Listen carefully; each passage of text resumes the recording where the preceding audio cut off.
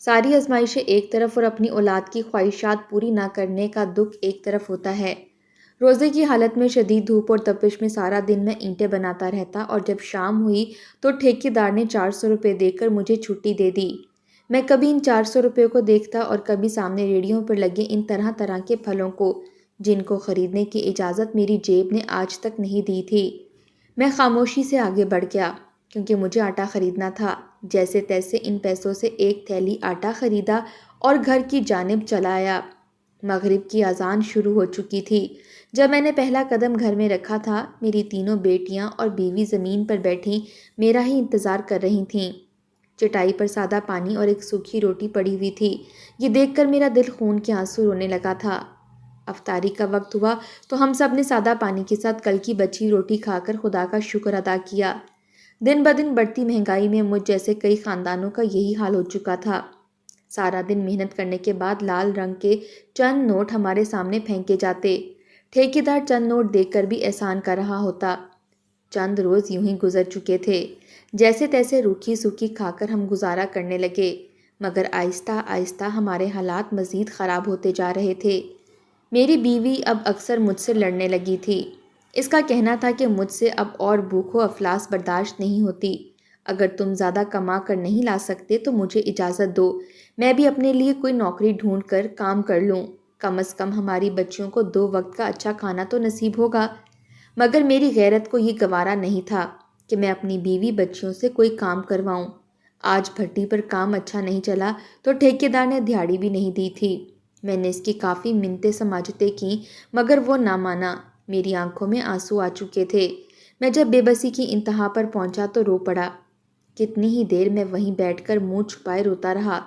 میری جیب میں تو ایک آنا موجود نہیں تھا۔ میں کس منہ سے گھر خالی ہاتھ جاتا؟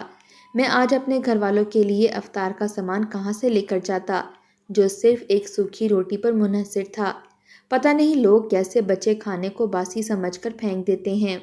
ہمارے گھر تو کبھی ایک نوالا بھی نہیں بچتا تھا۔ اس وقت میرا دل پھٹنے لگتا تھا جب میری بچی دسترخوان پر گرے روٹی کے جلے ٹکڑے چن چن کر منہ میں ڈالتی اور کہتی، اماں یہ کڑوے ہیں تو کیا ہوا، لیکن مجھے مزے کے لگتے ہیں۔ وجہ شاید یہ تھی اس کی بھوک مٹانے کے لیے ایک روٹی ناکافی تھی۔ کئی بار ایسا بھی ہوا کہ میں نے اور میری بیوی نے بس آدھی آدھی روٹی ہی کھائی تاکہ بچیوں کا پیٹ بھر سکے، لیکن کم بخت پیٹ کی آگ ایندھن مانگتی ہے، نہ ملے تو نیند بھی ٹھیک سے نہیں آتی۔ میں نے تعلیم کے نام پر اپنی بیٹیوں کو بس کلام پاک ہی سکھایا تھا، وہ بھی اس لیے کہ مسجد میں ناظرہ کی تعلیم مفت تھی۔ گورنمنٹ اسکول کی پڑھائی تھی تو مفت، مگر کم بخت دور بہت تھا، آنے جانے کا خرچہ میرے بس میں نہ تھا۔ غربت ایک بہت بڑی آزمائش ہے۔ میں نے کچھ دوستوں سے ادھار پیسے بھی مانگے مگر سب نے یہی کہا کہ پہلے پچھلا ادھار واپس کرو منور میاں، تبھی اگلا حساب بھی دیں گے تمہیں۔ میں بوجھل قدموں سے گھر کی جانب چلا آیا۔ قدم ساتھ دینے سے انکاری تھے مگر میں ہمت کر کے گھر داخل ہوا۔ آج بھی میرا اترا چہرہ اور خالی ہاتھ دیکھ کر بیوی تو بپھر ہی پڑی۔ وہ غصے سے میرے پاس آئی اور باتیں سنانے لگی۔ آج بھی خالی ہاتھ آئے ہو؟ اگر پال نہیں سکتے تھے تو پیدا ہی نہ کرتے ان لڑکیوں کو۔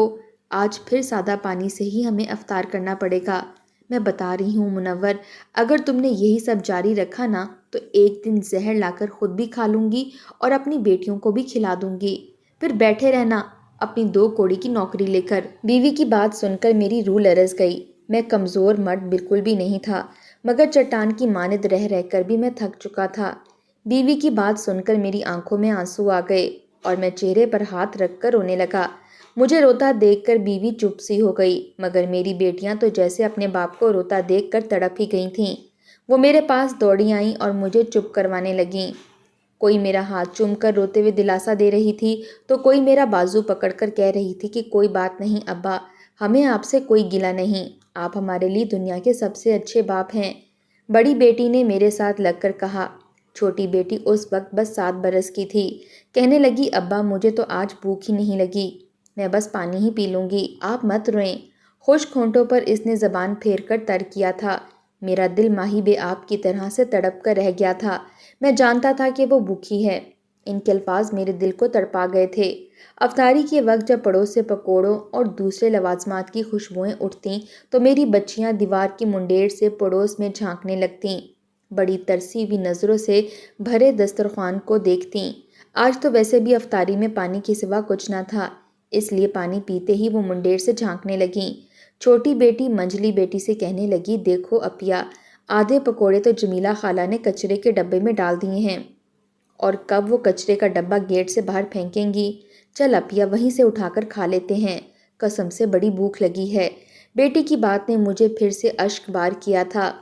اب یہ نوبت آ چکی تھی کہ میری بچیاں کچرے سے چن کر پیٹ بھرتیں۔ نہ جانے پڑوسیوں کو نیند کیسے آ جاتی جب ان کا پڑوسی بھوکا سوتا ہے۔ ضائع کرنے کی بجائے اپنے وہ پڑوسی یاد کیوں نہیں آتے جو سوکھی روٹی کے نوالے پانی سے اندر اتارنے پر مجبور ہوتے ہیں۔ میں گھر سے باہر نکل گیا۔ سامنے ہی بس اڈا لگا تھا۔ میں نے آنے جانے والے سواریوں کی منت سماجت کی کہ مجھ سے اپنا سامان اٹھوا لیں، مجھے پیسوں کی سخت ضرورت ہے۔ ان میں سے چند ایک کو مجھ پر ترس ہی آ گیا۔ 2-3 گھنٹوں میں میں نے 200 روپے کما لیے تھے۔ میں نے جلدی سے آٹا لیا اور گھر میں داخل ہو گیا۔ بیوی کے ہاتھ میں آٹا تھما دیا۔ اس نے خشمگین نگاہوں سے مجھے دیکھا اور فٹافٹ گوندنے لگی۔ بچوں نے روٹی کھائی تو میرے اندر چین اترا تھا۔ میں رات کو جب اپنے بستر پر لیٹا تو بار بار بیوی کے وہی الفاظ ذہن میں گردش کر رہے تھے۔ میری بیوی جذباتی تھی، غصے کی بہت تیز تھی، کہیں کسی روز وہ سچ مچ ہی کوئی ایسا قدم نہ اٹھا لے۔ میری کل کائنات تو میرے بیوی بچے ہی تھے۔ یہ بات مجھے بے چین کر چکی تھی۔ اگلے روز میں نے ڈبل محنت کرنا شروع کر دی تھی۔ میں اپنی مزدوری سے ہٹ کر بھی بھٹے پر کام کرنے لگا تاکہ مجھے زیادہ سے زیادہ پیسے مل سکیں۔ میری صحت دن بدن گرتی جا رہی تھی مگر مجھے اس کی کوئی پرواہ نہیں تھی۔ اس دن ٹھیکیدار نے مجھے مزدوری دی اور میں کھانے کا کچھ سامان لے کر گھر کی جانب روانہ ہوا۔ میں خوش تھا کہ آج میری بیٹیاں باسی اور کسی کا پھینکا ہوا کھانا نہیں کھائیں گی۔ میں جب گھر پہنچا تو آج معمول سے ہٹ کر سب کے چہروں پر رونق تھی۔ انہوں نے مسکرا کر میرا استقبال کیا۔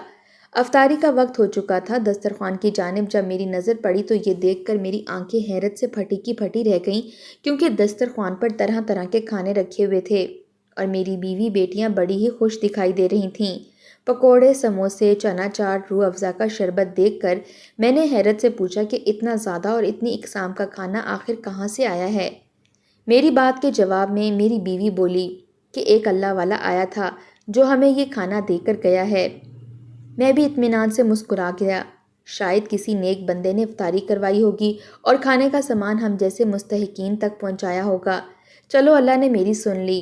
وہ ذات ہے اپنے بندوں کو عطا کرتی ہے۔ میں نے آج 400 کی بجائے 800 کمائے تھے۔ سارے پیسے بیوی کے ہاتھ میں رکھ دیے۔ میں نے کچھ سنبھال لیے کہ اس بار عید پر بچوں کو لنڈے سے کپڑے خرید دیں گے۔ میری بیوی نے بھی خوشی سے پیسے دوپٹے کے پلو سے باندھ لیے تھے۔ آج میرے بچوں نے افطاری خوب سیر ہو کر کی تھی۔ میں نے بھی خدا کا شکر ادا کیا اور پھر ہم سب نے سیر ہو کر کھانا کھایا تھا۔ رات کو میں نے بیوی سے کہا کہ اب وہ پریشان نہ ہو، میں نے ڈبل محنت کرنا شروع کر دی ہے، اسے اب پریشانی کا سامنا نہیں کرنا پڑے گا۔ اس نے مجھے کوئی جواب نہیں دیا، لیکن نہ جانے کیوں وہ بار بار کسی کے خیال کے زیر اثر مسکرائے جا رہی تھی۔ میں نے وجہ پوچھی تو یوں چونکی جیسے میری بات تو سن ہی نہ رہی ہو، کسی اور خیال میں کھوئی ہو۔ میں نے کہا اتنی خوش کیوں ہو؟ کہنے لگی آج بڑے مہینوں بعد میرے بچیوں نے پیٹ بھر کر کھانا کھایا ہے، کیا میں خوش بھی نہ ہوں؟ میں غور سے اسے دیکھنے لگا، سوچنے لگا اللہ نے اولاد بھی کیا چیز بنائی ہے۔ بچہ دنیا میں آتے ہی ماں باپ کی سوچ اور جذبات کو بدل دیتا ہے۔ بچوں کے پیٹ بھرے ہوں تو ماں باپ کو بڑے سکون کی نیند آتی ہے، اور اگر ایک بھی بچہ بھوکے پیٹ لیٹ جائے تو ایک پل بھی چین نہیں آتا۔ بہرحال میں بھی دن بھر کا تھکا ہوا تھا اس لیے سو گیا۔ اب تو یہ روز کا معمول ہی بن چکا تھا۔ میں جب بھی گھر آتا آگے دسترخوان کھانے سے سجا ہوتا اور میری بیویاں بچیاں بڑے مزے سے افطاری کر رہی ہوتی تھیں۔ میں پوچھتا کہ یہ سب کہاں سے آیا ہے تو بیوی کہتی کہ کوئی اللہ کا بندہ دے گیا ہے۔ نہ جانے کیوں، لیکن اب مجھے بیوی کا یہ جواب مطمئن نہیں کر رہا تھا۔ میری بیوی بھی کافی خوش رہنے لگی تھی۔ وہ نہ مجھ سے لڑتی تھی اور نہ ہی بات بات پر تانے دیتی تھی۔ میری بڑی بیٹی جس کی عمر بامشکل 14 سال تھی، اس کی طبیعت کافی خراب رہنے لگی تھی۔ دن بدن وہ کمزور ہوتی جا رہی تھی، چپ چپ بھی رہنے لگی تھی۔ میں جب بھی بیوی سے اسے ڈاکٹر کے پاس لے جانے کا کہتا تو وہ مجھے ٹال دیتی، کہتی تم فکر نہ کرو، خود ہی ٹھیک ہو جائے گی۔ مجھے پہلی حیرت کا جھٹکا یہ سن کر لگا تھا میری بیوی تو بچوں کی بہت پرواہ کیا کرتی تھی، لیکن مجھے اب بیوی کا یہ رویہ کچھ بدلا بدلا سا لگنے لگا تھا۔ رات کو وہ نہ جانے کیا سوچ سوچ کر مسکراتی رہتی، جب میں وجہ پوچھتا تو وہ یوں چونک جاتی جیسے وہ میری بات سن ہی نہ رہی ہو، کسی اور کے خیالوں میں کھوئی ہو۔ پھر مجھ سے پوچھنے لگتی کہ تم کیوں ابھی تک جاگ رہے ہو، سو جاؤ، صبح کام پر جانا ہے۔ ایک بار میں صبح مزدوری کرنے کے لیے جانے لگا تو مجھ سے کہنے لگی، منور، آج کے بعد تم راشن کی فکر مت کرنا، نہ ہی آٹا لے کر آنا، پہلے ہی آٹا ڈھیروں جمع ہو گیا ہے، روز تو وہ اللہ کا بندہ ہمیں سامان دے جاتا ہے۔ مجھے اب یہ باتیں کافی پریشان کرنے لگی تھیں۔ آخر کون اللہ والا تھا جو روزانہ اتنا کھانا ہمارے گھر دے کر چلا جاتا؟ اور میری بیٹی کو ایسی کون سی بیماری تھی جو میری بیوی سے ڈاکٹر کے پاس لے جانے سے کترا رہی تھی؟ ایک دن میں کام سے جلدی گھر واپس آ گیا اور کپڑے نکالنے کی غرض سے الماری کھولی، مگر یہ دیکھ کر مجھے کافی حیرانگی ہوئی کہ اس الماری میں میری بیوی اور بیٹی کے چند ایسے کپڑے بھی پڑے تھے جنہیں دیکھ کر میرا دماغ گھوم کر رہ گیا۔ حیرت کی بات تو یہ تھی کہ مجھ پر جو بات واضح ہو رہی تھی وہ میری غیرت پر گہری چوٹ تھی۔ مجھے الماری کھولے دیکھ کر بیوی فوراً میرے پاس آئی اور الماری کو بند کر دیا، اور پھر غصے سے بولی کہ اگر کچھ چاہیے تھا تو مجھے بتا دیتے، خود الماری کھولنے کی کیا ضرورت تھی؟ بیوی کی رنگت اڑی ہوئی تھی، جیسے اس کی چوری پکڑی گئی ہو۔ روزانہ دسترخوان پر رنگ برنگے کھانے اور پھر میری بڑی بیٹی کی بگڑتی طبیعت نے مجھے ویسے ہی کئی سوالات کا شکار کر رکھا تھا، اور اب الماری میں وہ کپڑے دیکھ کر مجھے شک گزرا تھا۔ دال میں کچھ کالا تو ضرور تھا، ورنہ میری بیوی کا رنگ کیوں اڑتا؟ میرے ذہن میں کئی سوالات اٹھ رہے تھے۔ میں شکی مزاج مرد بالکل بھی نہیں تھا، مگر اچانک سے ہونے والی اس تبدیلی نے مجھے شک کرنے پر مجبور کر دیا تھا۔ میری بیوی نے الماری لاک کر دی۔ مجھے اپنے کام سے دیر ہو رہی تھی۔ میں نے سوچا کہ رات کو اس سے پوچھوں گا۔ دن بھر کام کے دوران بھی میں بیوی کے بارے میں ہی سوچتا رہا۔ جیسے جیسے خیالات میرے ذہن سے گزر رہے تھے، میری بے چینی اور بے قراری بڑھنے لگی تھی۔ آج تو رات کے کھانے میں میری بیوی نے مرغی کا سالن بنایا تھا۔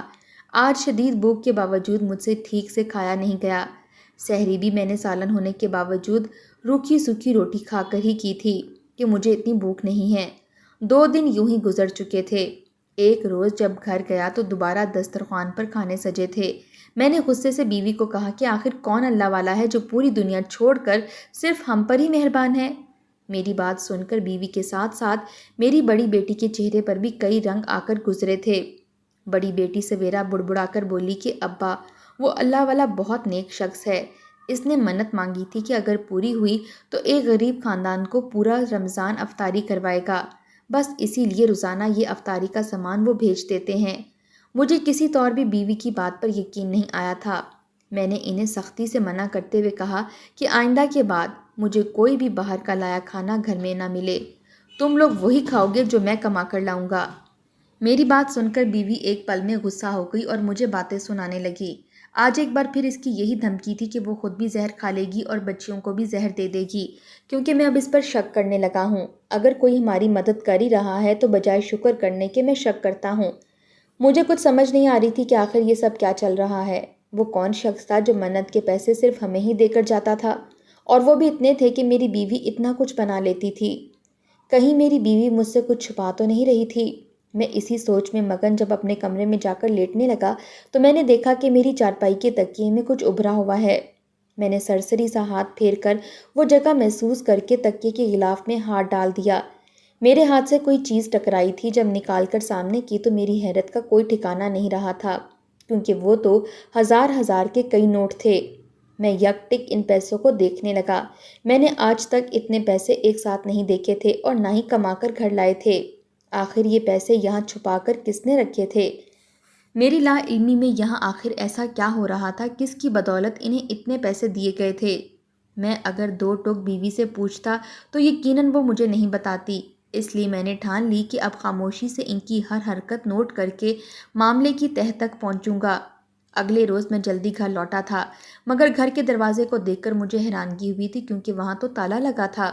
آخر اس وقت میری بیوی بچیوں سمیت کہاں جا سکتی تھی؟ میں سوچ میں پڑ گیا اور دروازے سے کچھ دور ہو کر گلی کے نکڑ پر کھڑا ہو گیا۔ میرے دل کی یہ حالت تھی کہ بے چینی سے میں بالکل بے کلسا ہو چکا تھا۔ کافی دیر میں وہیں کھڑا رہا، یہ سوچتا رہا کہ وہ کہاں جا سکتی ہے۔ میکا تو اس کا تھا نہیں، پھر وہ کہاں گئی تھی؟ میرے دل میں طرح طرح کے وسوسے اٹھنے لگے تھے۔ میں بہت دیر تک وہاں کھڑا تھا کہ وہاں میرا ایک جاننے والا مجھے مل گیا۔ مجھے اپنے ساتھ پان کی دکان پر لے گیا، مجھ سے گھر کے حالات کے بارے میں پوچھنے لگا۔ اب میرے حالات کوئی ڈھکے چھپے تو تھے نہیں۔ میں نے کہا اللہ کا شکر ہے، اب کچھ بہتر ہیں۔ پھر اس نے مجھے ایک ایسی بات بتائی کہ میرے ہوش اڑ گئے۔ میں اس کی شکل دیکھتا رہ گیا، پھر وہ مسکرانے لگا، کہنے لگا خوبصورت بیوی اور خوبصورت جوان بیٹی کی گھر اگر یوں لوگوں کی عنایتیں ہونے لگیں تو سمجھ جاؤ منور میاں کہ دال میں کچھ کالا نہیں بلکہ پوری دال ہی کالی ہے۔ نہ جانے کیوں لیکن میری گردن اور نظریں یوں جھک گئیں جیسے میری بیوی اور بیٹی کا جواں اور خوبصورت ہونا میرے لیے کوئی گندی کالی بن گیا ہو۔ آج تک میری بیوی بنا کسی اشد ضرورت کے گیٹ کے پاس کھڑی نہیں ہوئی تھی اور میں اس کے حسن کے قصیدے ایک غیر مرد کے منہ سے سن رہا تھا۔ مجھ جیسے شخص کے لیے یہ میری غیرت پر زوردار ذلت کا تماچا تھا۔ میں جن قدموں سے گھر تک پہنچا تھا یہ میں جانتا تھا۔ اس بار گھر کے دروازے پر تالا نہیں لگا تھا، وہ کھلا ہوا تھا۔ میں گھر کے اندر داخل ہوا تو میری بیٹیاں اور بیوی تھکی ماندہ صحن کی چارپائی پر بیٹھی تھیں۔ صحن میں ایک نیلے رنگ کا بڑا شاپر رکھا تھا جس میں کھانے پینے کا سامان تھا۔ مجھے وقت سے پہلے گھر پر دیکھ کر میری بیوی کی رنگت اڑی تھی اور میں ساکت ہو چکا تھا۔ مجھ سے میری بیوی اور بیٹیاں جھوٹ بول رہی تھیں کہ کوئی اللہ کا بندہ مفت میں انہیں گھر راشن دے جاتا ہے۔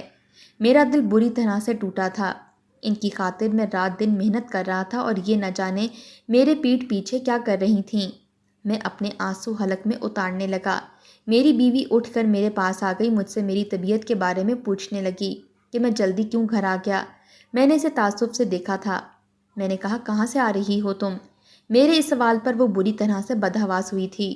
کہنے لگی آپ کیا پہلے بھی گھر آئے تھے؟ میری بچیوں کی بھی رنگت اڑی ہوئی تھی۔ میں نے جن نظروں سے اسے دیکھا تھا وہ خوفزدہ سی ہو گئی۔ میں غریب ضرور تھا لیکن تھا انسان۔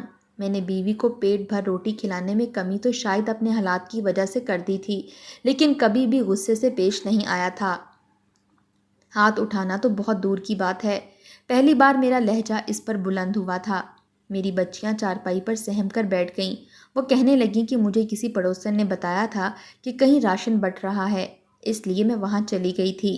میں نے ایک نظر اس کے لباس پر ڈالی، پھر بچیوں کی طرف اشارہ کیا۔ اس حلیے میں میری بات پر وہ سر جھکا گئی، رونے لگی، میرے سامنے ہاتھ جوڑنے لگی، کہنے لگی مجھے معاف کر دو منور، لیکن میرے پاس دوسرا کوئی راستہ نہ تھا۔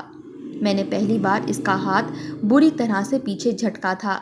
وہ پرانے بوسیدہ کپڑوں میں ملبوس تھی۔ میری بچیاں بھی ایسے ہی حلیے میں تھیں، بال بھی بکھرے ہوئے تھے۔ چند دن پہلے بھی میں نے ایسے ہی کپڑے بیوی کی الماری میں دیکھے تھے۔ میرے کام پر جانے کے بعد وہ خود بھی پرانے پھٹے کپڑے پہنتی اور بچوں کو بھی وہی پہناتی، پھر بڑی کالی چادر اوڑھ کر سڑکوں پر بھیک مانگنے چلی جاتی۔ لوگ اس کی غربت پر تو نہیں مگر اس کے خوبصورت چہرے پر نظر ڈال کر اسے پیسے دے جاتے۔ میری بڑی بیٹی بھی بے حد حسین تھی، اس لیے منچلے اسے پیسے دیتے ہوئے بیہودہ جملے سے کس دیتے جس کی وجہ سے وہ ذہنی اذیت کا شکار ہونے لگی تھی۔ میری بیٹیاں اور میری بیوی میرے پاؤں میں گر گئیں، رونے لگیں، معافیا مانگنے لگیں۔ میری بیوی کہنے لگی میں نے تم سے بہت بار کہا کہ ہمیں کسی کے گھر ملازمت کرنے دو لیکن تم نہیں مانے۔ مجھے پڑوس کی ایک عورت نے بتایا تھا کہ اس کی بھابھی یوں بچوں کو پرانے کپڑے پہنا کر بھیک مانگنے لے جاتی ہے۔ اس کے پاس اب ڈھیروں پیسے ہوتے ہیں، بچے بھی پیٹ بھر کر کھانا کھاتے ہیں۔ میں نے سوچا کہ تم پورا دن اینٹیں اٹھاتے ہو، رات کو جب گھر لوٹتے ہو تو ہاتھوں میں چھالے پڑ جاتے ہیں لیکن ہاتھ میں بس ایک آٹے کا تھیلا ہوتا ہے جو 2 وقت کی بھی ہماری بھوک کو نہیں مٹا پاتا۔ تمہیں تمہاری محنت کی اجرت وہ نہیں ملتی جس کے تم حقدار ہو، اس لیے میں نے سوچا کہ ان لوگوں سے ایسے ہی اپنا حق لے لوں جن کے گھر تمہاری اٹھائی ہوئی اینٹوں سے بنتے ہیں۔ میں نے کیا غلط کیا ہے منور؟ میرے بچے جب بھوک سے بلکتے ہیں تو میرا دل خون کے آنسو روتا تھا۔ میں نے کہا آج پہلی بار کسی غیر مرد نے تمہاری تعریف کی ہے۔ تم میرا واحد اثاثہ تھی، میرا قیمتی خزانہ۔ میں خالی پیٹ بھی اس لیے سو جاتا تھا کہ میری بیوی کا حسن صرف میرے لیے ہے۔ میں نے تو اپنی محنت اسی لیے دگنی کر دی تھی۔ پھر تم نے کیوں اس حلیے میں بازاروں میں جا کر خود کو بے مول کر دیا؟ تمہیں کیا لگتا ہے لوگوں نے تمہاری غربت پر ترس کھا کر تمہیں پیسے دیے ہیں؟ نہیں۔